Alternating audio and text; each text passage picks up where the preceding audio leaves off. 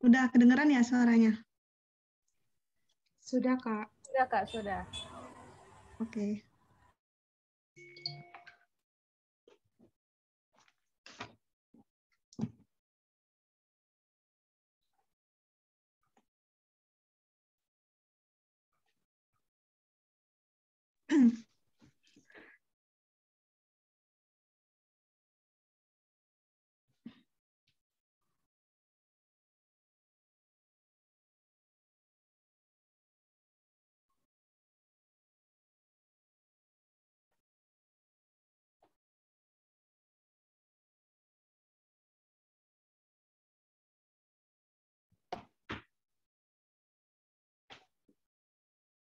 Oke, selamat datang pada adik-adik dan teman-teman semuanya. Baiklah, acara akan segera kita mulai. Dan juga mengingatkan kepada adik-adik dan teman-teman juga semuanya untuk mengganti namanya sesuai dengan nama pendaftaran dan jika memungkinkan untuk menggunakan background Zoom yang telah dibagikan panitia sebelumnya. Namun jika kesulitan untuk menggunakan background Zoom-nya, boleh tidak dipakai.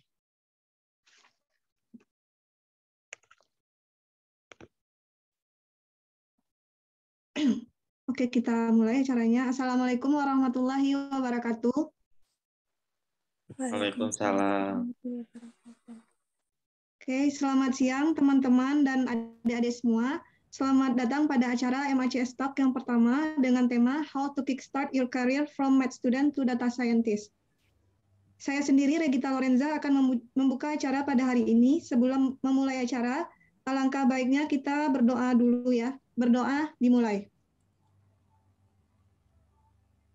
Berdoa selesai. Oke, jadi sebelum acara ini dipimpin oleh moderator, terlebih dahulu kita akan mengenal sosok moderator dan narasumbernya dulu.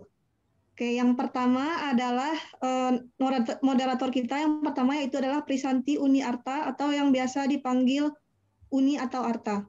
Berikut adalah tampilan dari profil Prisanti Uni Arta. Biasa dipanggil Uni atau Arta, merupakan lulusan Kimia ITB angkatan 2011 dan juga Arta telah berkarir selama lebih kurang 4 tahun di dunia HR dan juga area of interest-nya adalah learning and employee engagement. Dan jika teman-teman atau adik-adik ingin terhubung dengan Prisanti Uni Arta bisa menghubungi Uni lewat link LinkedIn ataupun Instagram-nya seperti berikut ini. Dan selanjutnya yaitu narasumber kita yang kedua, yaitu Raditya Wiguna yang biasa dipanggil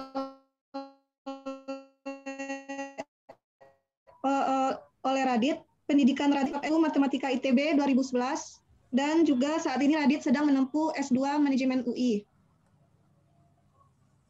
Dan juga Radit telah berkarir selama lebih kurang 5 tahun menjadi data scientist atau data analis.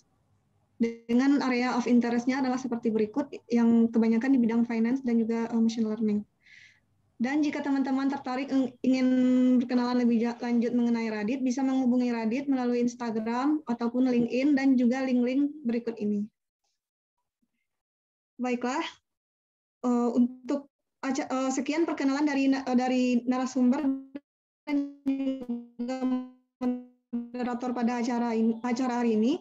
Acara selanjutnya akan dipimpin oleh moderator kita, yakni Prisanti Uni Arta. Kepada Kak Arta, kita persilakan. Silakan Kak Arta dimulai acaranya. Kita atas perkenalannya. Jadi selamat siang semuanya teman-teman. Di sini udah pada rame, ada sekitar 17-an orang ya, termasuk saya yang hadir di Max Talk kali ini. Jadi sesi ini tuh adalah sesi pertama dari Max Talk yang akan ngobrolin soal karir gitu ya. Dan nanti in the future probably dari Max akan nge-conduct beberapa sesi lagi ya, yang kurang lebih bisa masih gambaran nih teman-teman terkait karir di dunia profesional itu seperti apa, atau misalnya matematikawan itu tuh bisa berkarir di bidang apa saja sih gitu ya.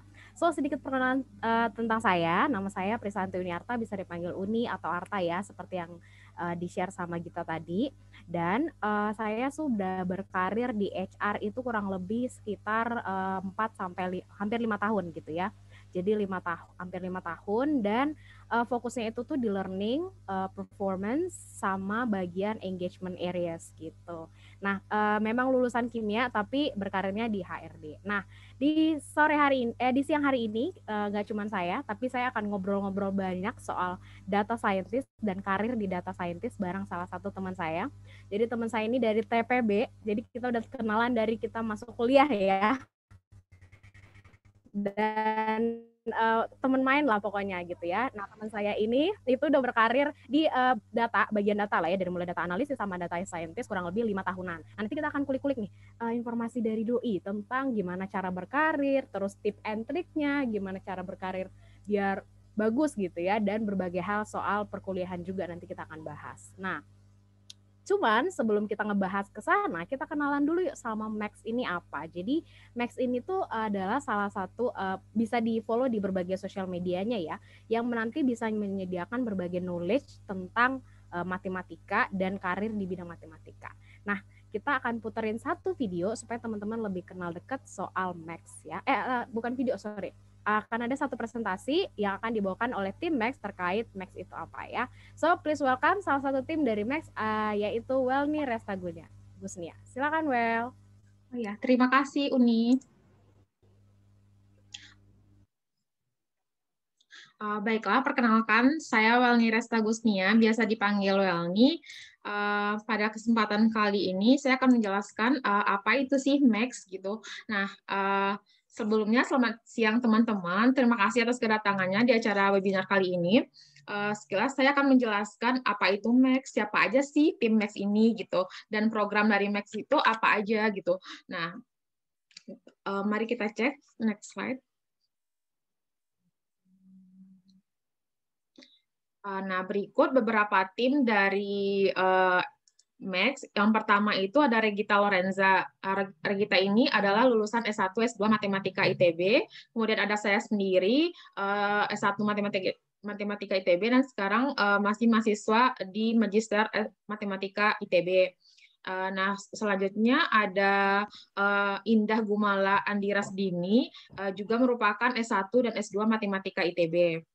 Nah, selanjutnya, apa sih itu Max? Pasti dong teman-teman pada bertanya-tanya apa itu Max. Max sendiri singkatan dari Mathematics Aid for College Student. Nah, ini merupakan sebuah platform pendidikan yang awalnya didirikan untuk menginisiasi gimana memberikan course atau bimbel untuk teman-teman yang di pendidikan di perkuliahan seperti itu.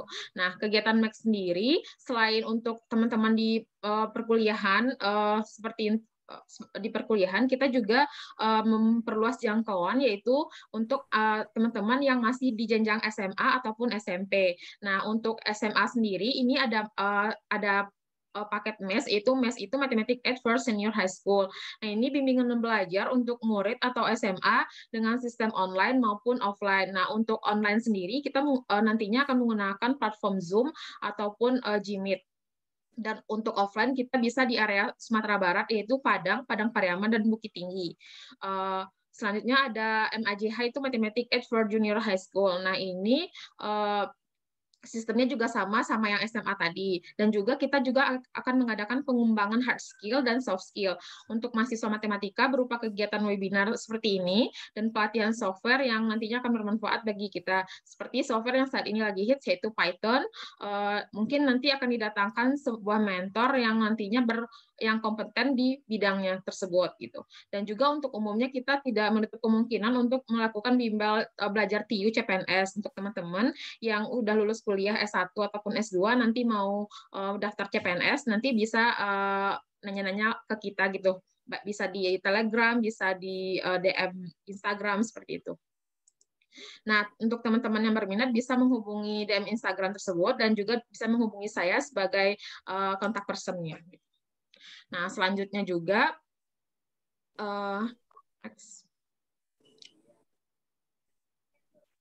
next. Nah, selanjutnya apa sih harapan Max ini ke depannya? Nah, nanti kita berharap nanti dapat memberikan pengajaran yang profesional di bidang matematika untuk teman-teman di jenjang perkuliahan perkuliahan SMA, SMP secara nasional. Dan juga nanti kita ingin memiliki sebuah website yang nantinya berisikan materi, modul belajar, kisi-kisi, dan lain-lainnya. Dan juga nanti kalau bisa suatu saat kita akan mengembangkan sebuah aplikasi Max agar mempermudah pemahaman dan pembelajaran matematika. Sekian, terima kasih. Saya kembalikan ke Uni. Silakan Uni. Terima kasih Welny atas presentasinya. Jadi teman-teman bisa dapat gambaran ya, Max itu tuh bisa kasih beberapa services yang mungkin bisa ngebantu teman-teman terkait pembelajaran soal matematika ataupun tadi itu soft skill sama hard skill yang dibutuhkan kalau kalian ingin berkarir sebagai lulusan matematika.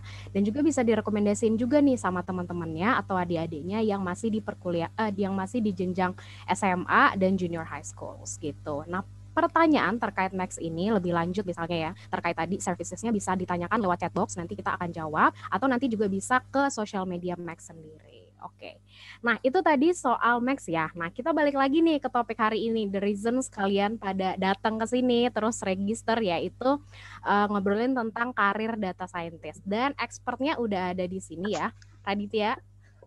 Radit, halo Dit, apa kabar Dit? Baik Dit? Oh baik semuanya, halo Uni, teman-teman semua. Baik.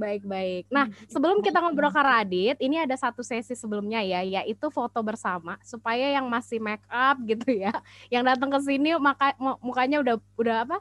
Mukanya bersemangat itu langsung ke capture gitu ya. Jadi kita akan foto dulu yang akan dipandu sama Indah. Nah, teman-teman yang masih off cam dan bisa on cam, silakan dibuka on cam-nya gitu ya. Terus ngelihat ke layar, nanti akan saya count 1, 2, 3 baru langsung pose gimana pun deh, pose weekend gitu, pose berbahagia gitu ya. Jadi silakan ya. 1, 2, 3. Iya. Sekali lagi, kalau yang tadi agak berbahagianya masih dipaksa ya, sekarang lebih natural nih. Termasuk Radit ya, berbahagianya natural Dit. Weekend. Oke, 1, 2, 3. Oke, mantap. Jadi itu tadi ya. Kita balik lagi ke Radit nih. Radit, apa kabar Dit? Kabarnya hari ini Dit? Weekend. Baik banget Uni, terima kasih. Banget ya. Nggak ada pendingan kerjaan ya Dit ya di weekend ya? Ya, nanti kita lanjutkan Senin lagi ya.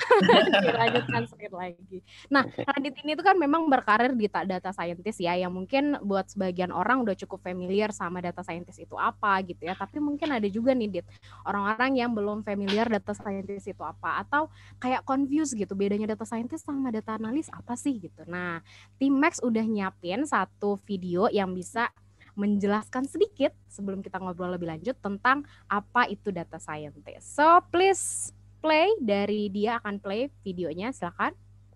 Ya.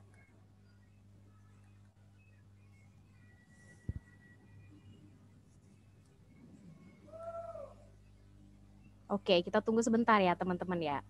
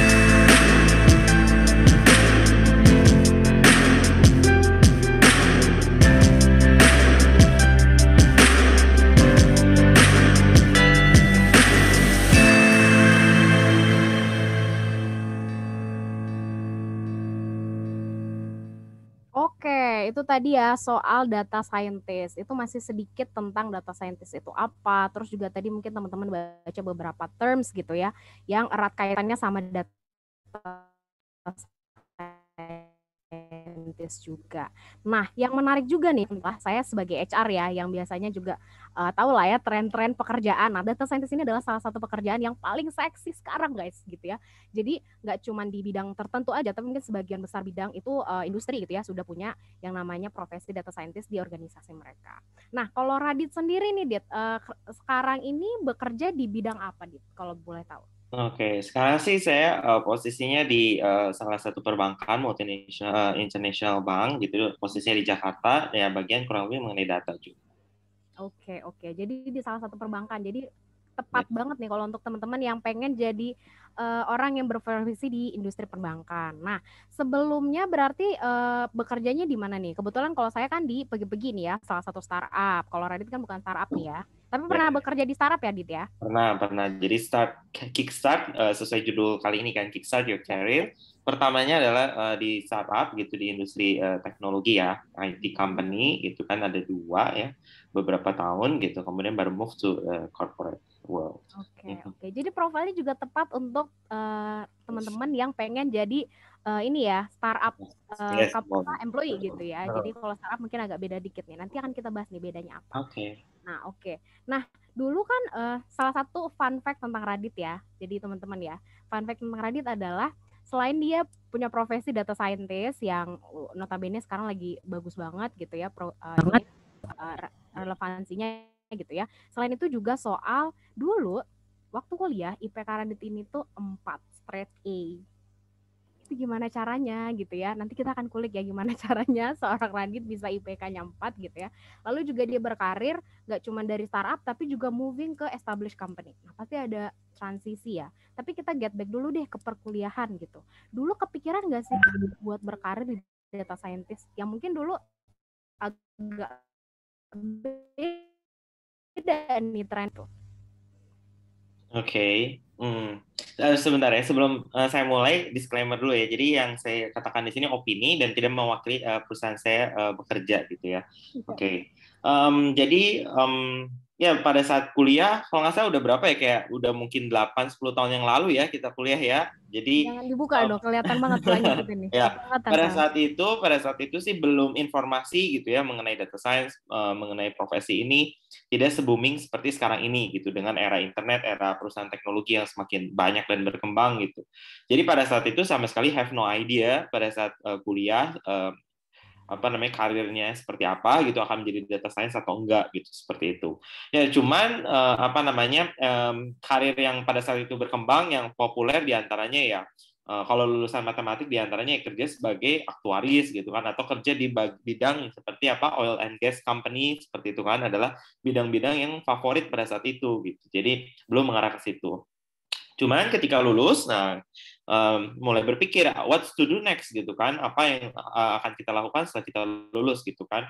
Nah, mulai mencari informasi, mencari tahu dari browsing, dari pengalaman orang, bahwa saat itu sedang dibutuhkan dan sampai dengan saat ini masih dibutuhkan profesi data science gitu, baik itu data analis, data science, kemudian data engineer dan sebagainya, semua yang berhubungan dengan data seperti itu. Karena kenapa dibutuhkan? Karena makin banyak tumbuhnya perusahaan teknologi gitu kan, perusahaan-perusahaan yang mengumpulkan data dari customers gitu kan. Jadi kedepannya perusahaan yang bakal tambah banyak duit itu bukan ada perusahaan yang seperti oil and gas company atau perusahaan rokok atau apa gitu kan, tapi katanya gitu kan, ada berdasarkan riset dan berdasarkan berita gitu, bahwa perusahaan yang memiliki data seperti itu. Nah, otomatis butuh orang yang bisa menganalisis, mengolah data tersebut supaya bisa memberikan insight atau masukan gitu kan bagi perusahaan seperti itu. Oke, jadi memang waktu awal kuliah selesai gitu ya, Radit ngelakuin sedikit riset lah ya. Sebenarnya kalau untuk untuk lulusan saya, profesi yang sekarang itu lagi demand-nya cukup tinggi itu apa? Dan salah satunya waktu itu data gitu ya. Regardless orang banyak tuh dulu persepsinya bahwa harus ke industri ini, harus ke industri ini gitu. Tapi riset ternyata dibutuhkan juga nih buat teman-teman pada saat kalian mau starting your career gitu. Kamu cari demand-nya tuh lagi di mana nih gitu, supaya bisa on the spot juga kamu apply-nya ke bidang tertentu gitu. Nah, tapi waktu kuliah Dit, ada nggak sih the things that you do gitu ya to support your career di awal gitu? Maksudnya kayak nyari-nyari course, nyari-nyari seminar, training gitu kan? Karena kemungkinan kan mungkin, correct me if I'm wrong ya, ada nggak sih mata kuliah memang soal data scientist di matematika gitu? Pada saat itu ya, mungkin sekarang udah agak beda. Ya. Pada saat itu ya, di tempat saya kuliah pada saat itu nggak ada yang spesifik mungkinnya khusus mengenai data science gitu. Tetapi elemen-elemen atau unsur-unsur yang ada di data science itu telah dipelajari sebelumnya gitu, secara tidak disadari ya. Di antaranya beberapa tadi di video udah kita lihat bahwa seperti skill seperti statistika gitu kan, analisa data sederhana, kemudian programming gitu kan. Kemudian juga manajemen seperti itu, managerial, bisnis gitu. Nah, itu tuh adalah ilmu-ilmu dasar gitu kan, basic konsep yang sudah ada gitu. Nah, tapi ya sesuai dunia yang selalu berubah, tentu tidak mungkin kuliah itu membekali kita semuanya gitu ya. Seiring berjalan waktu kita tetap harus update terus kan dengan perubahan perkembangan, baik itu dari segi tools, baik itu dari segi tren gitu kan, dan the way kita melakukan pekerjaan kita. Oke. Jadi sebenarnya meng-equip diri sendiri sama apa yang kita emang dapetin secara otomatis as a student waktu kuliah gitu ya. Tapi memang di scale up gitu, bisa lewat course-nya gitu ya, bisa lewat beneran teman-teman tahu nih pekerjaan itu exactly ngapain gitu ya, supaya dapat broad information about the job or the careers gitu ya. Nah, berkata soal data scientist ya Dit ya, karena sekarang kan orang mau mulai gitu ya, ada yang namanya data analis juga, dan biasanya kalau di LinkedIn atau teman-teman cari pekerjaan di Jobstreet or any kind of platform yang teman-teman biasa gunakan, itu tuh lebih sering terdengar data analis. Nah, bedanya apa sih data analis, data scientist untuk satu organisasi? Oke.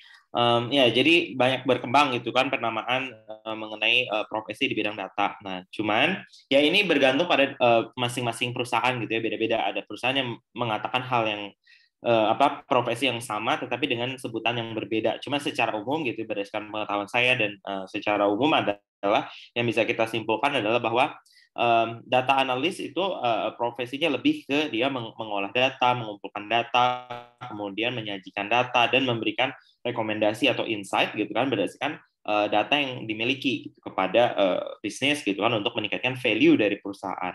Sementara kalau misalnya profesi data scientist, tentu dia harus punya basic knowledge yang sama seperti data analis, yaitu dia bisa mengolah data, mengumpulkan data, menyajikan data, tetapi lebih jauh lagi ada specialty, yaitu adalah untuk kapabilitas di dalam hal predictive analytics gitu. Bagaimana membuat machine learning algorithm supaya untuk bisa predict gitu kan, predict the future, predict the trend gitu. Bukan hanya descriptive statistics yang hanya menyajikan past historical data seperti itu. Oke, jadi kalau data analisis memang dia memprediksi historical data for the current situations, supaya kita ngerti organisasi ini kayak gimana sih, bisnis ini tuh lagi growth atau enggak sih, kita generating revenue, etc. lah ya. Kita gunakan untuk proyeksikan decision yang immediately kita harus execute or immediately kita akan pursue gitu ya. Tapi kalau untuk data scientist kita lebih proyeksikan lebih jauh lagi gitu ya, sehingga insight-nya mungkin agak berbeda. Dan juga mungkin ada elemen-elemen tertentu kayak tools yang kita gunakan juga akan berbeda untuk data scientist ini ya, dibandingkan data analis tadi. Oke, menarik nih teman-teman ya. Nah, by the way, kalau teman-teman mau bertanya, baik yang tadi kita jelasin atau kayaknya saya dengar data analis, saya kepikiran ini nih gitu, terus mau ditanyain, feel free to drop your questions in the chat box gitu ya. Nanti akan saya point out, terus kita bisa bahas bareng-bareng sama Radit ya. Oke, nah masih soal perkuliahan ya, baru nanti kita akan moving to your professional journey ya, berkarir di perkuliahan. Nah, tadi kan saya udah bilang ya, Radit ini tuh IPK-nya 4 gitu kan. What things that you would like to suggest ya untuk teman-teman yang ada di sini to do ya? Mungkin ada yang udah lulus kuliah sebenarnya ya, tapi mungkin mereka akan sharing ke adiknya gitu, saudaranya gitu ya. Tips untuk bisa memang konsisten ya, kalau saya bisa bilang ya. Jadi straight A itu tuh kan konsistensi juga ya. Mungkin Radit ini pintar gitu kan, tapi dia juga konsisten, nggak boleh AB gitu. nggak bolehnya AB. Kalau saya nggak boleh nggak lulus ya. Kalau Radit nggak bolehnya AB. Nah itu gimana caranya, Dit? Atau what your inilah advice probably ya? Oke, thank you Uni. Ya, jadi buat teman-teman yang lagi kuliah gitu kan, ini sih saya bagiin pandangan atau pengalaman saya. Jadi ya apa namanya GPA or IP is one thing gitu kan, it's important but not everything gitu kan. Tetapi yang lebih penting adalah kita belajar, kita memahami motivasi atau tujuan maupun background kenapa kita harus belajar itu gitu. Jadi menurut saya sih itu sangat mendukung saya gitu kan. Jadi sesulit apapun pelajaran, sebanyak apapun tugas ataupun apa namanya tuntutan gitu kan di dalam penelitian dan sebagainya untuk bisa lulus gitu kan, kita akan mengerjakannya dengan ikhlas gitu, dengan penuh apa namanya perjuangan, semangat gitu. Sementara kalau misalnya kita kurang paham gitu kan dari segi motivasi, dari segi apa namanya latar belakang tujuan kita gitu yang kurang kuat gitu kan, jadi kita bertanya-tanya kenapa kita harus apa namanya terlalu susah gitu untuk melakukan hal itu gitu. Jadi balik lagi bahwa sebenarnya ini sih karena apa namanya motivasi gitu kan, kesenangan untuk apa namanya mencari ilmu, untuk tahu gitu kan, dan percaya bahwa dengan ilmu yang kita pelajari dengan baik itu, harapannya gitu kan kita akan memiliki masa depan yang lebih baik ke depannya. Jadi itulah motivasi yang kuat gitu kan, kegigihan gitu kan, sulit apapun persoalan soal gitu kan, tugas gitu kan yang diberikan, sehingga kita bisa apa namanya menjalani itu dengan baik gitu. Dan hal itu yang justru lebih penting. Jadi bukan karena nilainya gitu ya, bersyukur bahwa saya bisa gitu mendapatkan A gitu kan, tetapi lebih dari itu adalah perjuangan gitu kan, kegigihan itulah yang akan dibawa terus gitu kan dimanapun atau bidang apapun yang akan kita kerjakan selanjutnya. Oke, oke. Jadi ada dua hal ya teman-teman ya. Jadi yang pertama adalah soal knowing your why gitu. Jadi kalau kita bisa tahu kenapa kita harus ngambil mata kuliah ini, kenapa kita harus pursue this career, kenapa kita harus doing this kind of improvement or development for ourselves, itu motivasinya lebih genuine gitu. Jadi mungkin any obstacle, hassle, or challenge yang teman-teman hadapin, baik itu di perkuliahan ataupun di career, itu lebih meaningful untuk dijalanin gitu ya. Terus yang kedua soal grit or persistency gitu ya. Makanya tadi yang saya highlight adalah soal konsistensinya, bukan soal empatnya aja gitu ya, tapi kalau teman-teman mau berkarir terus konsisten gitu ya, nah itu kan bisa improving your performance gitu ya, juga dapat dikenal sebagai orang yang memang konsisten gitu. Dan disclaimer juga, berkarir di data scientist nggak harus 4 ya IP-nya ya teman-teman ya, tapi tergantung lagi nih skill set-nya nanti itu apa, terus teman-teman bisa juga kooperatif dengan orang-orang yang bekerja sama gitu. Nah balik lagi ke profesional karirnya Radit ya. Jadi Radit ini kan tadi udah di-share dia pernah berkarir di startup, salah satunya kompetitor pergi-pergi tiket.com ya sebenarnya. Terus juga pernah berkarir di salah satu payment inilah ya, payment gateway gitu ya, salah satu startup juga gitu. Nah for quite long, cukup lama lah sebenarnya gitu ya. Dan sekarang udah berkarir lagi di established company yaitu perbankan gitu. Nah bedanya apa sih kalau misalnya dari sisi data scientist-nya, baik itu dari job desk-nya, kedudukannya mungkin di organisasi gitu? Ya, oke. Ya tentu berbeda ya, ada pilihan gitu untuk kerja di startup maupun di corporate yang udah well established gitu. Jadi masing-masing ada plus minusnya. Tentu kalau misalnya bekerja di perusahaan teknologi, perusahaan startup, yang saya alami adalah lebih ke kita apa namanya membangun gitu kan, karena yang dicari adalah growth gitu kan dari perusahaan. Jadi mungkin di situ belum ada datanya belum lengkap, sistemnya, database-nya gitu kan. Jadi kita harus build gitu kan, harus compromise with the condition gitu. Maka kita yang membuat itu gitu kan, yang mengusulkan untuk membuat sistemnya, apa namanya coding awalnya, database-nya gitu, seperti itu. Jadi apa namanya types of work-nya lebih bervariasi, walaupun memang posisinya sebagai data scientist kita harus kerjain hal yang lainnya juga gitu. Tapi kan which is itu bagus juga kan untuk knowledge ke depannya. Nah, tapi kalau misalnya kerja di perusahaan yang lebih besar, yang well established, kerjaan kita umumnya tuh lebih spesialis gitu kan, lebih udah terpaku. Jadi kerjaan kita udah lebih jelas, terus lebih spesifik gitu. Kerjaan kamu adalah ini gitu. Jadi tidak apa namanya merembet ke hal-hal yang lain gitu. Nah, yang dicari kalau di bisnis yang udah sustain, yang udah korporasi besar adalah growth itu tidak terlalu tinggi gitu kan, tetapi mereka mencari sustainabilitas, jadi keberlangsungan bisnis, jadi bisnisnya terus bisa berjalan, bisa menghidupi dirinya. Jadi kurang lebih itulah jadi pandangan saya. Oke. Oke, oke. Jadi memang outcome dari proyeksi yang dilakukan sama data scientist itu agak beda ya, sama setup-nya gitu. Baik, ini mungkin saya sharing juga karena saya dari HR startup gitu ya. Kalau di startup itu tuh memang we build a lot of things lah from scratch gitu. Jadi kalau data scientist misalnya kayak tadi ada tools, ada prosedur, or any kind of tools yang bisa kita gunakan untuk untuk prediksi itu tuh belum ada. So we need to create that gitu. Dan mungkin as exposure itu menyenangkan lah gitu karena kita literally building something dan tujuannya memang ke growth-nya gitu ya, bisa ekspansi banyak-banyakan gitu. Tapi kalau untuk established company yang kayak tadi Radit bilang korporasi itu lebih ke sustainability gitu. Jadi outcome dari proyeksinya adalah gimana caranya kita bisa bikin bisnis kita sustain. So apa sih elemen-elemennya gitu, apa yang exactly kita harus lakukan gitu ya, kurang lebih ya. Oke. Nah, ini juga mungkin tertarik nih ya teman-teman, apalagi yang mau berkarir di data scientist gitu untuk tahu nih ya, software apa sih Dit yang biasa digunakan oleh data scientist gitu. Baik tadi ya untuk creating something for the growth or even for ini ya to tadi sustainability misalnya di different industry. Oke. Ya, software umum yang mungkin seperti teman-teman udah ketahui semua gitu ya, di antaranya adalah software kita harus ada bahasa pemrograman untuk menarik data gitu kan, setidaknya SQL gitu kan dengan berbagai variasinya gitu kan, dari PostgreSQL gitu kan, ProSQL, SQL Server dan sebagainya, itu semuanya sama kan. Kemudian next-nya adalah bagaimana kita mengolah datanya. Setelah ditarik datanya kita ingin lakukan ETL transform, kemudian kita lakukan transformasi data, summary data, kita bisa gunakan R atau Python gitu kan untuk melakukan coding tersebut, otomasi juga.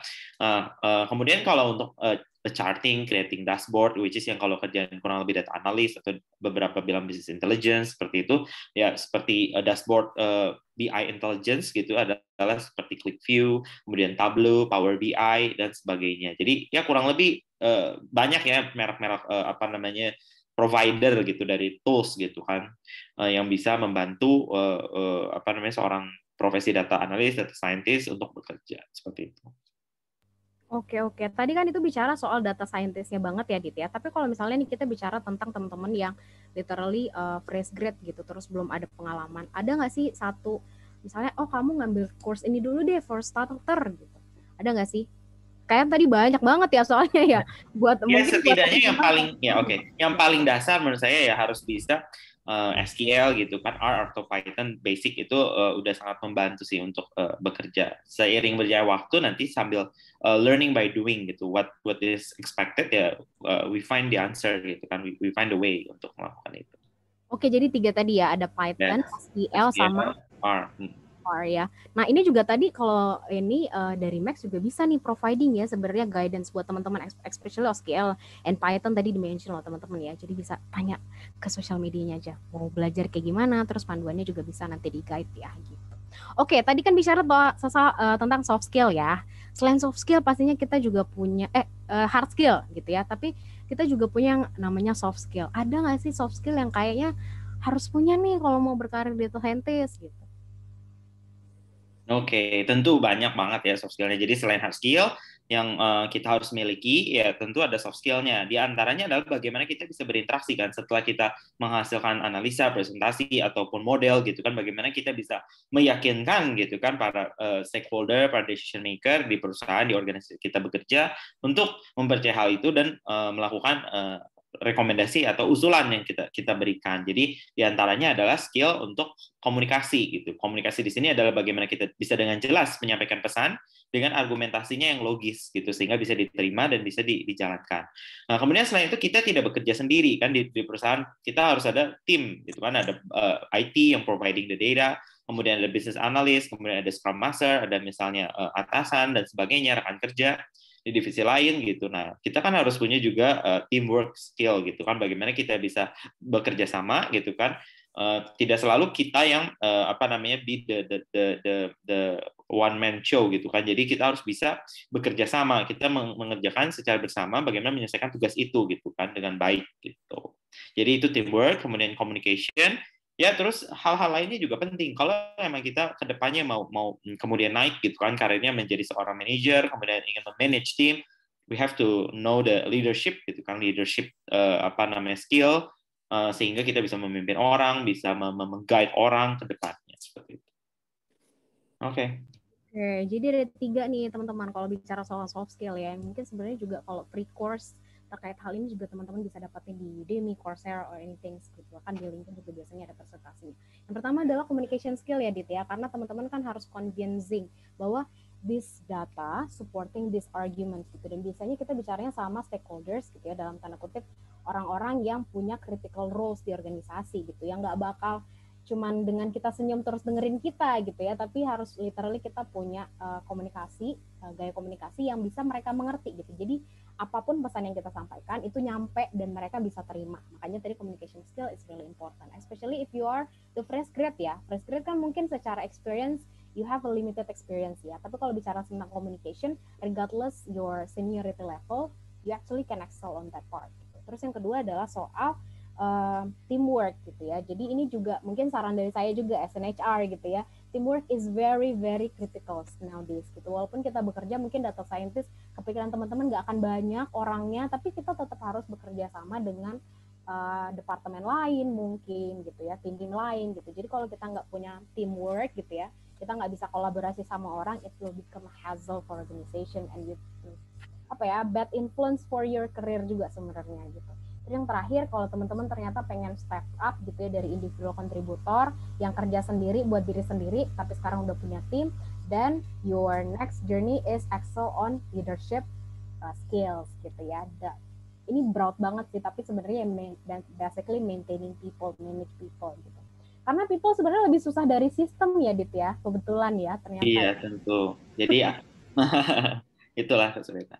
Oke. Nah, bicara tentang kesulitan, karena di-mention ya, kesulitan kalau jadi data scientist itu apa sih challenge-nya yang Radit alamin gitu. Baik tadi ya, berkarir awal gitu ya, dari data analis dulu, baru ke data scientist gitu. Challenge-nya apa? Oke, challenge-nya banyak ya, tentu dari segi teknis maupun non-teknis ya. Dari segi teknis adalah mengenai data availability gitu kan. Jadi ketersediaan data, terus apakah datanya itu ada di dalam satu tempat yang bisa kita tarik dan bersih gitu kan, untuk bisa kita olah dan langsung generate insight. Kadang kita kan harus merapikan data, mengumpulkan datanya menjadi di satu tempat gitu, di dalam satu database, sehingga kita dengan cepat bisa kita olah dan analisa gitu. Nah, itu dari segi teknis ya kan, datanya tersebar di berbagai sistem berbeda gitu kan, lalu kualitas dari datanya itu sangat penting. Itu adalah dari segi teknis kurang lebih. Kemudian yang kedua adalah dari segi non teknis. Bagaimana implementasi gitu kan, setelah kita udah ready nih semua data algoritma yang kita pakai udah result udah dihasilkan. Nah, sekarang bagaimana orang lain bisa mengerti gitu kan apa yang kita lakukan gitu, dengan kerumitan gitu kan, algoritma, metode dan sebagainya. Bagaimana kita harus speak the same language yang tadi Uni udah sebutkan kan,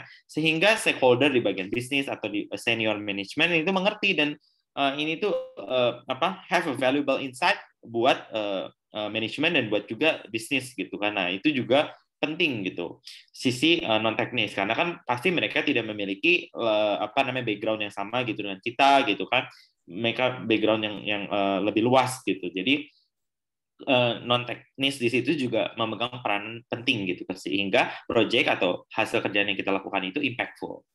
Oke. Jadi memang related sama the things that you mentioned juga ya, soal skills-nya gitu ya. Sebenarnya aktualisasi dari skills tadi. Yes. Oke. Nah, ada juga nih, ada yang bertanya soal bisa nggak sih misalnya kita zero experience ya, maksudnya kita nggak pernah ada pengalaman bekerja gitu, tapi kita pengen jadi data scientist gitu, directly jadi data scientist. Is it possible or would you like to suggest that kind of journey? Oke. Nah, jadi kalau buat teman-teman yang belum gitu ya sama sekali ada experience gitu kan di bidang data science, tapi ingin start karir di bidang data science, ini salah satu udah langkah yang tepat gitu untuk mencari tahu informasi gitu kan, pengalaman dari orang lain yang udah pernah melakukan hal itu. Nah, dengan informasi tersebut take action, yaitu perlengkapi diri kita gitu, improve gitu kan. Jadi ikutilah berbagai macam misalnya kursus online atau apapun yang melengkapi kemampuan skill kita gitu. Setelah itu ya kita harus punya kayak semacam portfolio atau project atau apa yang related with the data science gitu. Jadi sehingga kecocokan gitu kan, fitness antara posisi gitu kan dengan kita sebagai orang yang memiliki skill itu cocok gitu. Jadi ini adalah starting point yang tepat gitu dari information, knowledge, kemudian kita take action gitu kan untuk melengkapi diri kita. Seperti itu. Jadi sebenarnya possible ya. Jadi kalau misalnya nih teman-teman memang kayak, oh tadi dari penjelasan Kak Radit kayaknya saya cocok nih sama kalian yang seperti ini. Sebenarnya adalah yang paling penting juga adalah starting to know it more gitu, and more and more and more gitu. Jadi exactly you know what you're dealing with gitu. Jadi kalau misalnya data scientist itu tuh namanya keren nih data scientist nih, tapi exactly ngapain kita juga harus tahu lewat tadi ya information and knowledge gitu tuh. Terus juga take action kayak hari ini teman-teman daftar, terus datang luangin weekendnya tuh listen about this topic gitu. Sebenarnya kan itu part of your actions that you eventually can do gitu. Atau yang tadi juga adalah mentioning about the software ya. You get a lot of opportunity sebenarnya sekarang untuk have the free course ya, Dit ya sebenarnya ya banyak free course. Banyak sekali free course ya di online. Ya, oke, mantap. Nah, tadi balik lagi ke starting career ya, kickstart your career gitu. Tapi kalau misalnya dari penjelasan dari tadi nih, step by step nih, kalau misalnya kita dari fresh grad ya, who want to build a career in data scientist gitu. Step by stepnya seperti apa sih yang you would like to suggest to the audience? Oke, step by stepnya tentu adalah ketika ingin bekerja di sebuah company gitu kan, goals-nya adalah kita memiliki skill set yang tepat gitu kan, skill set yang tepat yang dibutuhkan oleh perusahaan tersebut. Nah, untuk adik-adik yang memang masih kuliah, nah, itulah waktu yang tepat gitu kan, banyak skill set, seminar gitu kan, certification supaya kemampuan kapabilitasnya itu nampak gitu kan, sehingga bisa dipilih gitu kan untuk memiliki posisi sebagai data scientist. Kemudian yang kedua adalah kalau bisa misalnya sekarang kecil-kecilan kan banyak tuh yang perlombaan atau apa gitu yang online untuk menunjukkan bahwa kita doing portfolio gitu. Selain kita ikuti online course, tetapi juga kita punya kayak semacam portfolio gitu kan, bahwa kita udah melakukan hal yang related gitu kan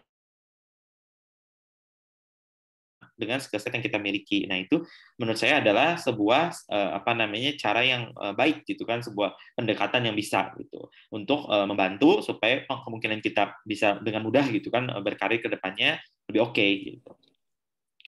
Oke, jadi tadi memang sebenarnya ada part kita bangun portofolio ya, portofolio yang sesuai gitu. Jadi teman-teman juga mungkin bisa nih tips dari HR lagi ya, tips dikit-dikit gitu ya. Di LinkedIn misalnya, LinkedIn Raditya nih, kalian bisa lihat juga sebenarnya dia tuh biasanya attend course apa, atau dia pernah ikutan sesi apa gitu ya. Jadi apakah ada yang open for fresh graduate gitu ya? Ini aja di imitate gitu. Jadi kayak di contoh gitu ya, atau dicontek gitu. Kalau tapi diconteknya dalam hal positif ya. Jadi dicontek journey-nya gitu, dan kalian juga bisa cari referensi-referensi dari misalnya kalian pengen kerja di mana. Salah satu startup gede sekarang GoTo misalnya ya, Gojek dan Tokopedia. Ya udah kalian coba cari posisi data scientist di sana, terus apa sih yang dia excel. Biasanya kan ada soft skill, hard skills gitu ya. Jadi bangun portofolionya itu dari situ ya, Dit sebenarnya gitu. Dan juga tadi ada perkuliahan yang ternyata kayak Radit bilang tadi supporting your career gitu ya. Jadi kayak bahasa pemrograman atau cara-cara analisis itu sebenarnya bisa diberdayakan ya, Dit ya. Yes, betul sekali, Uni. Oke. Nah, bicara juga soal data scientist nih, kita kan tadi bahas tentang data analis ya. Tapi data itu sekarang banyak banget positionnya ya. Salah satu yang familiar juga mungkin untuk teman-teman selain data analis adalah data engineer. Nah, ini barang apa lagi nih, Dit ya? Oke. Apa lagi nih? Oke. Apa nih sama Jadi kalau data engineer, ya biasanya tuh 3 itu ya yang populer untuk disebut data analis, data scientist, data engineer gitu di bidang data profesinya. Ya. Nah, yang data analis sudah oke, data scientist oke. Nah, kalau data engineer gimana nih? Nah, kalau ini menurut pendapat saya beda-beda ya di tiap company, tapi secara umum adalah orang yang emang dia nge-handle data dari segi teknisnya ya. Jadi misalnya di creating database gitu kan, bagaimana supaya data itu udah ready nih untuk dianalisnya, diolah oleh data analis, dan bagaimana supaya data itu bisa diakses mudah oleh data scientist, bikin model prediksi lebih cepat. Nah gitu. Nah setelah udah ada misalnya model prediksi atau dashboard yang udah jadi nih, nah di automate lagi nih, diimplementasi ke environment, ke production, ke sistemnya lagi oleh si data engineer. Jadi lebih ini malah menurut saya lebih berbeda gitu daripada dua profesi yang tadi disebutkan, data analyst, data scientist, yaitu dia memiliki skill set yang lebih berat ke programming ya. Programmingnya lebih lebih kuat gitu di sini dibandingin analisa ataupun bikin model, machine learning gitu. Nggak terlalu heavy ke arah situ gitu. Tetapi bisa juga dia di perusahaan-perusahaan lain yang masih sedikit orangnya, dia harus memiliki cross skill gitu, seperti itu. Jadi ya kurang lebih secara umum seperti itu.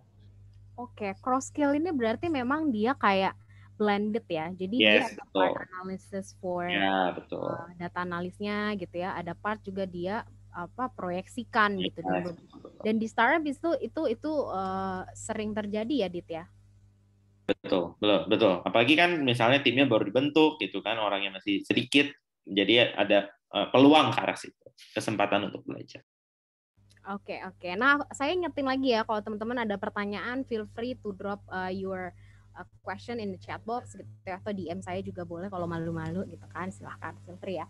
Oke, nah balik lagi ke data analis, data engineer, data scientist gitu.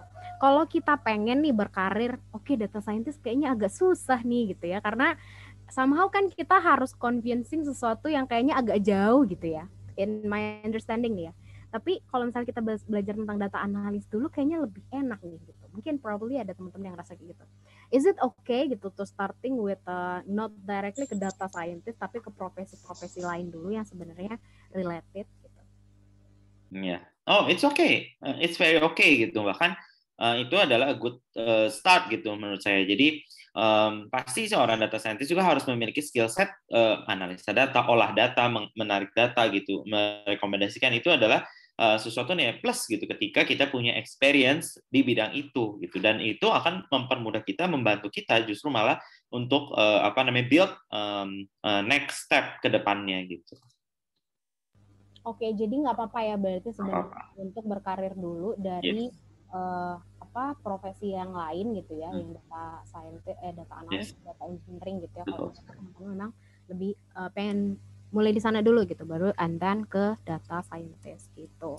Nah, pertanyaan lain juga nih, Dit, soal ini ya, kalau misalnya nih kita pengen belajar tentang data scientist, ada nggak sih tips dan trik kalau misalnya kita pengen belajar data scientist dan berkarir di data scientist? Pesan-pesannya deh, kalau untuk misalnya kita pengen belajar pengen berkarir di data scientist nih sekarang gitu, tapi kita nggak punya zero skill tentang itu ya, baik tadi communication skill atau segala macam gitu. Apalagi sih selain misalnya ikutan seminar gini gitu, mungkin ada course spesifik yang pengen Radit sharing juga yang udah pernah di-enroll gitu. Mungkin lebih certifications juga gitu-gitu. Oke. Ini sharing pengalaman saya aja ya. Bukan berarti di luar sana pasti yang terbaru sekarang lebih update gitu. Kalian bisa cari the latest information sekarang. Saya sih salah satu di antaranya ada Coursera gitu kan, yang machine learning by Andrew Ng. Nah, itu adalah salah satu basic machine learning knowledge information yang saya pelajari dari situ.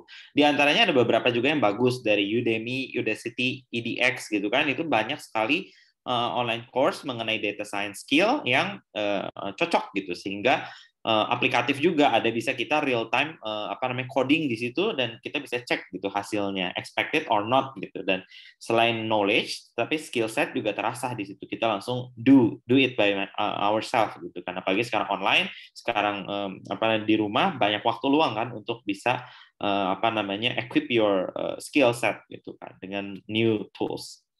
Oke, dan ini memang cocok untuk yang baru mulai gitu ya? Mulai, ini basic ya, basic. Basic. Oke, itu soal hard skill ya. Kalau soft skill gitu, mungkin kan teman-teman yang apalagi mungkin tipikalnya kayak saya sama Radit ya, yang agak introvert gitu sebenarnya. Walaupun di sini cuap-cuap gitu, tapi sebenarnya agak introvert gitu ya. Bagian communication skill itu kan selalu menantang ya, apalagi betul. Kita baru mulai di perusahaan, terus kayak aduh gimana ya caranya gitu. Nah, berdasarkan experience Radit, apa sih yang bisa dilakukan gitu tuh at least adapt dulu deh gitu sama profesional gitu. Oke. Ya tentu pengalaman kita bekerja dalam tim waktu kuliah, berorganisasi gitu kan, mengikuti perlombaan dan sebagainya, ketika diminta untuk public speaking gitu, itu sangat berguna gitu ke depannya. Jadi at least kita udah ada experience di situ. Tapi along the way ya tentu kita melihat gitu kan, ya seperti Uni ini salah satu teman saya yang dari segi komunikasi, dari segi persuasi itu bisa dicontoh. Jadi saya juga banyak belajar dari dia gitu. Jadi kita belajar dari teman gitu kan, dari senior. Kalau udah keterima kerja di kantor berarti dari rekan kerja yang udah senior, atasan kita bisa pelajari gitu kan, dimanapun kita berada kita amati, observe, dan kita pelajari supaya kita bisa terus menjadi lebih baik gitu. Mungkin dari Uni yang lebih tepat ini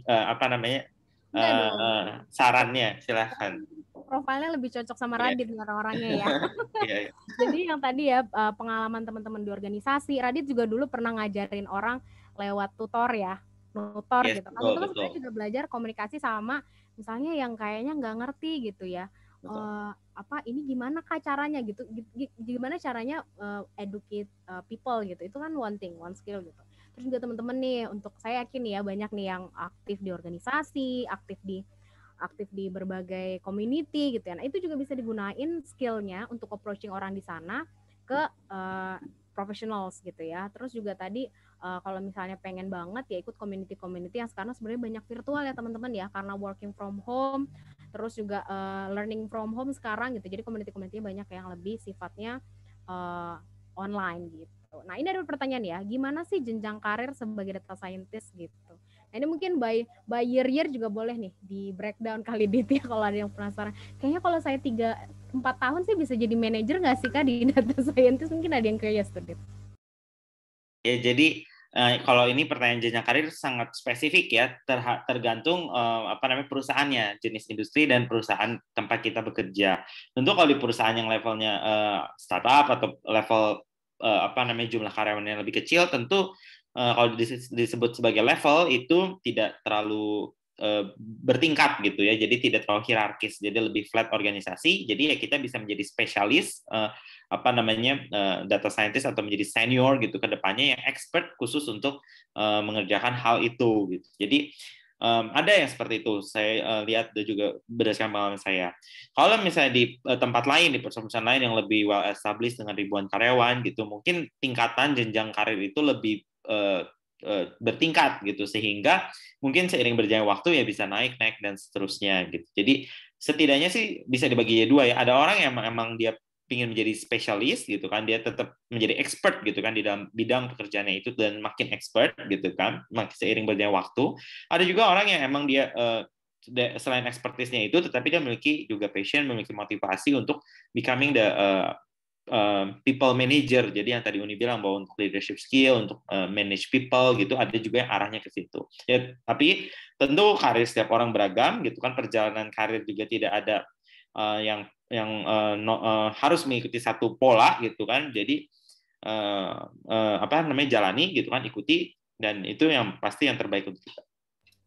Oke, agak diplomatis ya jawaban di ujung ya Dit ya.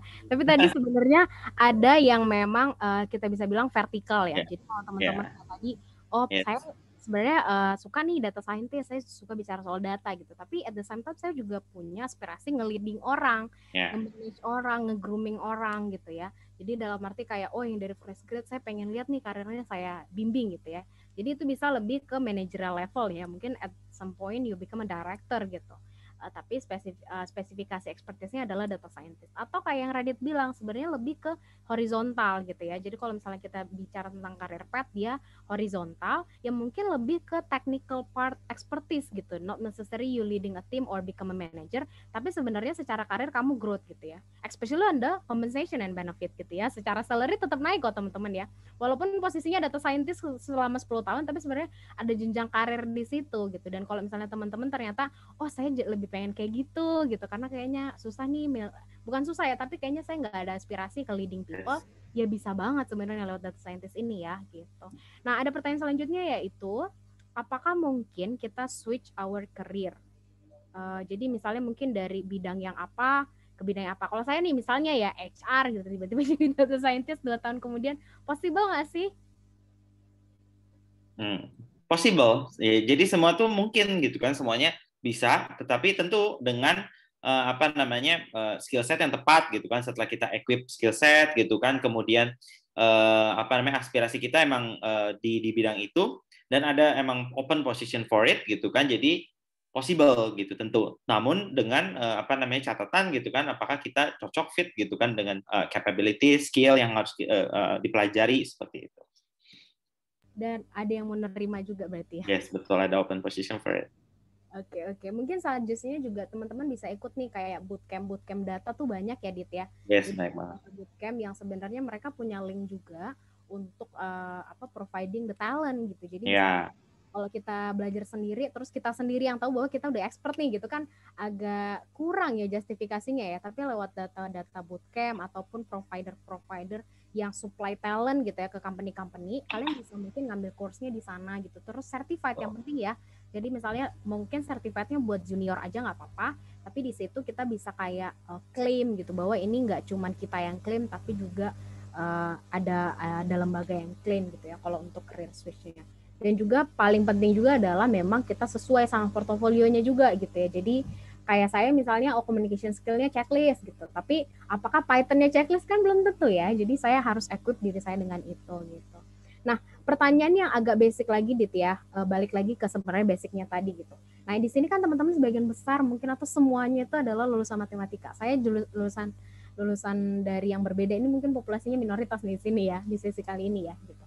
Tapi apa sih kelebihan kalau based on your experience ya, kalau misalnya kita memang dari jurusan matematika comparing to jurusan yang lain gitu, in your experience gitu, atau yang mungkin koleganya Radit juga gitu. Oke. Ya berdasarkan opini saya juga ini bahwa ya dengan belajar matematika ya kita mengerti basic atau fundamental dari the reason why gitu kan metode ini kita pilih, mengapa kita pilih algoritma ini, apa kelebihan dan kekurangan dari algoritma ini gitu untuk dipilih. Tapi juga kita tidak boleh berhenti di situ. Dengan kita mengerti, kita tidak memiliki skill yang praktis gitu. Jadi harus memiliki skill yang praktis, yaitu programming skill, kemudian coding skill yang juga harus oke gitu kan, sehingga apa yang kita tahu bisa langsung diimplementasikan. Jadi kebanyakan sih kalau yang saya lihat ya di lulusannya itu di antara lulusan matematik, statistik, majority tapi mostly adalah dari computer science ya, dari informatika gitu kan, computer engineering, computer science, karena mereka memiliki juga kemampuan yang yang superior di bidang programming, dan itu sangat membantu mereka. Tapi ada juga beberapa juga ada bagian yang dari finance, business, economics gitu kan. Jadi bahkan ada yang dari teknik gitu, teknik sipil gitu kan, dan sebagainya itu open gitu. Jadi balik lagi kalau menurut saya pesannya adalah your background it's okay kalau bisa membantu memperkuat your profile, your branding, tetapi jika tidak nggak usah takut juga, jangan berhenti sampai situ gitu, karena yang paling penting adalah the skill set gitu kan, the fitness gitu antara kalian sama kebutuhan. Oke. Jadi sebenarnya ada plusnya tadi ya, bagian analisis data, terus deduction part-nya gitu. Karena mungkin di matematika teman-teman sering banget nih melakukan hal itu, terus exercising on every different cases gitu. Bahkan mungkin ada yang related sama business cases gitu.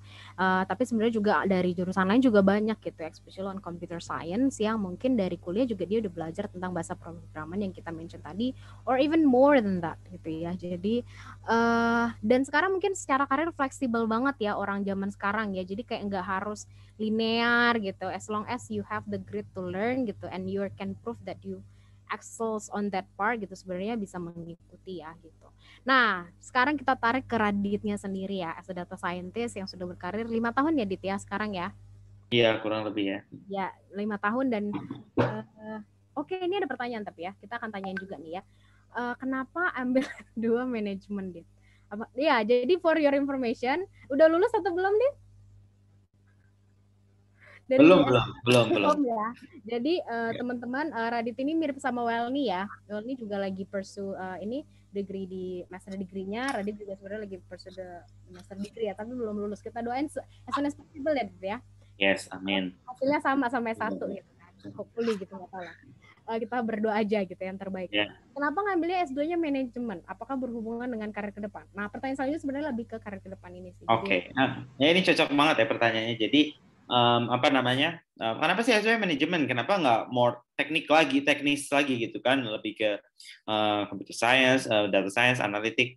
Nah, balik lagi sih ya, idealnya seperti itu gitu kan, memiliki yang linear tadi disebut karirnya, backgroundnya. Nah, cuman ya di Indonesia sendiri yang saya tahu untuk S2, data science, S1 bahkan masih belum banyak ya, belum banyak jurusan program studi yang khusus untuk mengatakan bahwa itu data science, karena ini ilmu yang masih baru di Indonesia gitu kan. Nah, yang pertama itu. Yang kedua adalah saya memiliki juga passion selain mengenai hal teknis gitu kan, adalah mengenai bisnis, mengenai manajemen gitu, mengenai insight gitu. Nah, itu menarik perhatian saya setelah saya terjun di dunia kerja gitu, karena kedepannya to become a leader kita kan harus bisa memimpin orang, memimpin diri sendiri juga gitu kan, memanage pekerjaan dengan lebih baik. Nah, jadi ilmu gitu kan apapun itu baik gitu menurut saya. Jadi manajemen itu juga berguna gitu buat saya untuk bisa membantu karir saya di bidang data ini gitu, karena tadi jadi karir kan ada beragam versi, ada orang yang emang dia special expertise ya kan tadi Uni bilang. Nah, kemudian ada juga orang yang ingin menjadi generalist gitu kan, dia bisa connect with people gitu kan, coordinate with people, jadi dia belajar more to manage gitu kan. Nah, seperti itu. Oke, jadi memang secara career aspiration itu tuh pengen vertikal nih ya, kayak saya mention gitu. On leading people, on leading business, kita punya harus equip diri kita sama ya tadi manajemen gitu ya. Jadi that's why ngambilnya S2 management. Tapi kalau di data scientist community, tanda kutip ya, mungkin community di tempat-tempat Reddit yang udah bekerja aja gitu ya, for several companies gitu. Mereka biasanya ngambil S2-nya di bidang apa aja? Jadi apakah memang manajemen gitu ya, atau apa? Bervariasi. Ada yang misalnya dia background-nya dari matematik, kemudian S2-nya menjadi teknik industri gitu. Ada yang S1-nya matematik atau statistik, kemudian S2-nya ada yang MBA, Business Administration gitu. Ada. Jadi sangat beragam gitu, karena kan ini bidang yang baru gitu. Maksud saya belum ada yang memang spesifik gitu kan degree untuk data science di Indonesia, setahu saya ya belum banyak gitu di universitas gitu. Jadi sangat beragam gitu. Jadi idealnya mungkin kalau beberapa tahun ke depan atau ada sekolah yang khusus gitu kan, yang degree yang khusus untuk itu, idealnya seperti itu gitu, bisa untuk mengambil jurusan yang itu sehingga background dan itu lebih fit gitu kan. Tetapi tidak menutup kemungkinan jika sekarang emang belum ada atau emang adik-adik emang tidak enroll di khusus special data science, no problem gitu. Oke. Jadi memang tergantung sama ya tadi ya, why-nya kita ngambil master degree ya. Tadi versinya adalah, pengen supporting my career path gitu. Kalau saya jadi manager one day, or even leading the team, or even in director positions gitu, saya punya skill set management gitu, how to lead the business and the people gitu. Tapi kalau mungkin teman-teman tadi ada yang lebih ke teknik industri, mungkin secara bisnis yang dia pengen pursue adalah yang bisa equip dia di master degree yang teknik industri tadi gitu ya. Jadi it according to your career aspiration itu mau ke arah mana gitu ya. Oke. Nah, ada lagi pertanyaan teman-teman, boleh feel free to jump into the discussion ya. Mungkin ada yang mau unmute or even karena malu-malu drop your question di chat box, itu feel free ya. Nah, ini pertanyaan kedua sebenarnya ya. Tadi sebenarnya udah agak diskusi sedikit gitu ya. Karir kedepannya, what is your goals ya related to career gitu. Tadi sebenarnya udah di-mention gitu. Tapi exactly why you want to pursue in that part gitu. Terus juga sebenarnya preparation that you actually are doing right now gitu. Mungkin bisa di-share juga sama teman-teman. Oke, ya. Kalau saya sih tadi my aspiration gitu kan, moga-moga emang ini terwujud dalam 5 tahun ke depan dan sebagainya di masa depan adalah ya I can lead a team gitu kan, manage a team dari data yang nanti kita bisa lead a project gitu kan, create a project yang nanti have a impactful business value buat perusahaan gitu. Jadi kita harus memiliki skill set hard skill yang oke, karena knowledge kita harus tahu, terus kemudian kita juga harus bisa transfer the knowledge ya kan to the junior member, terus harus lead the team untuk bisa menyelesaikan do the job done gitu kan, dan have an impact to the company. Jadi itu sih goal saya ke depannya. Oke. Semoga goals-nya tercapai ya. Amin. Itu dari milestone-nya, S2-nya mungkin dulu yang kelar gitu ya. Terus ada juga yang lainnya gitu ya, feel free. Oke.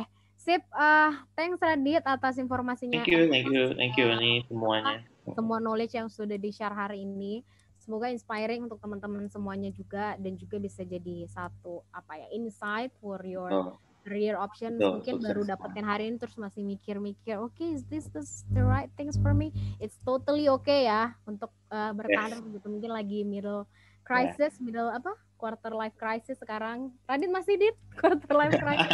Udah lewat. Lewat ya. Udah Oke. lewat ya. Jadi feel free nanti teman-teman bisa juga approach Max kalau misalnya kalian butuh. Oke, ada pertanyaan tambahan ya. Tapi ini lebih ke HR ya. Oke, bentar. Kalau dari pandangan HR, apakah lebih memilih fresh grade atau experience dulu? Bagaimana kesempatan fresh grade berkarir sebagai data scientist? Oke. Nah, disclaimer dulu ya. Jadi kalau untuk fresh grade ataupun experience, it really depends on the positions that we're looking for gitu ya. Jadi kayak Radit bilang tadi, every position itu tuh ada availability-nya. Jadi ada yang memang looking for fresh grade gitu ya, disesuaikan sama memang posisi yang kita punya itu apa. Ada juga yang nyarinya experience gitu. Nah, experience memang biasanya kita cari di seniority level yang udah cukup tinggi gitu ya. Baik itu mungkin dia secara technical bahkan leading the teams gitu ya. Not necessarily become a manager ya. Tapi misalnya di technical part dia harus ngasih suggestion, harus ngasih decisions, dan we looking for seniority, orang yang lebih seniors gitu. Tapi fresh grad ada nggak sih? Ada aja kalau misalnya ternyata dia supporting this technical lead part gitu. Jadi kalau misalnya dia ternyata lebih ke entry level gitu, dan biasanya kita memang looking for the fresh grade gitu, karena secara posisi roles-nya dia di perusahaan juga sebenarnya lebih banyak dilakukan oleh orang yang fresh grade gitu, atau orang yang seniority levelnya itu starter gitu ya. Jadi sebenarnya dua-duanya possible, it depends on the positions that available dan yang kalian apply gitu. Dan kalau misalnya nih biasanya kalau di LinkedIn or even di any kind of platform ya, Tech Asia gitu-gitu segala macam, itu biasanya ada mention soal seniority level ya gitu. Jadi kayak misalnya oh ini untuk fresh grade, ini entry level. Nah, itu specifically di-mention tuh di situ. Jadi disesuaikan aja. Tapi apakah ada orang yang coba their luck gitu ya. Jadi misalnya nih nyarinya 3 tahun pengalaman gitu, tapi saya baru 1,5 tahun gitu. My suggestion is just go for it. Cobain aja gitu. Kita kan nggak tahu dari CV kamu apa yang sebenarnya attracting the talent acquisition to actually calling you gitu. Jadi tapi yang penting adalah CV-nya kayak Radit mention tadi ya, portofolio kamu itu terus kamu bikin semenarik mungkin tapi sejujur mungkin juga gitu. Jadi if you're enrolled to some kind of certification, if you're involved in some kind of project mention gitu. Jadi kita bisa tahu regardless kamu itu junior or even experience, apa positif dari kamunya gitu. Maksudnya the things that make you better than another candidate gitu. Nah, itu dimensionnya jadi CV-nya gitu. Gitu sih paling ya. Jadi pertanyaan dari Ma'arif nih, Ma'arif Handi ya. Oke, kalau ada pertanyaan soal HR lagi feel free ya, atau nanti bisa drop message to my DM or lewat Max juga possible ya. Ada lagi silakan teman-teman, kita tunggu mungkin 1 menit kalau ada yang mau tanya lagi. Itu masih ada Kak sambungannya. Apakah karir sebagai data scientist ke depan masih menjanjikan? Iya. Sorry, oke, mantap. Sangat menjanjikan ya teman-teman ya. Kalau ini mungkin dari Radit juga bisa share nanti ya. Tapi point of view dari HR biasanya kan memang HR punya semacam riset lah ya untuk gimana sih pekerjaan in the futures gitu ya. Pekerjaan in the future itu artinya ya memang apa sih yang posisi-posisi yang kayaknya bakal banyak nih demand-nya gitu ya. Salah satunya memang data, karena kalau misalnya kita lihat sekarang ya with the pandemic situations gitu, mau nggak mau orang dipaksa untuk menggunakan teknologi itu, eventually collaborating with each other, terus juga promoting their products gitu. So there's a lot of things yang memang involving us to generating the data gitu ya. Jadi dan itu masih di tahap yang kita bisa bilang starting ya Dit ya, apalagi in Indonesia gitu, belum semua industri, belum semua perusahaan itu tuh ready sebenarnya dengan situasi teknologi sekarang gitu. Jadi kalau misalnya kita compare to another country, especially US misalnya, ya we still need to catch up gitu, dan itu harus signifikan gitu sebenarnya gitu. Jadi data scientist that eventually can help the organization to transform, ya pasti akan sangat dibutuhkan in the futures gitu. Nah, mungkin dari tambahan dari Radit, Dit.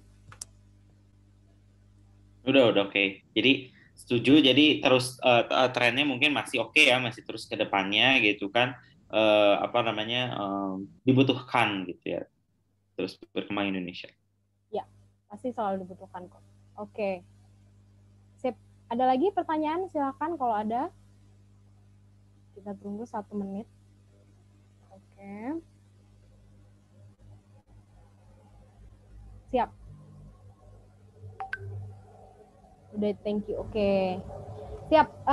Sekian aja teman-teman untuk sesi hari ini ya. Kalau memang nggak ada pertanyaan, thank you banget untuk thank you banget untuk teman-teman yang sudah meluangkan waktu di weekend ini gitu ya. Masih ada beberapa jam lagi untuk menikmati hari Sabtu ya. Jadi dimanfaatkan mungkin di rumah nonton Netflix gitu kan, atau ngopi sore-sore sama keluarga, tapi please jangan keluar-keluar dulu gitu dengan situasi pandemik sekarang. So take care of yourself.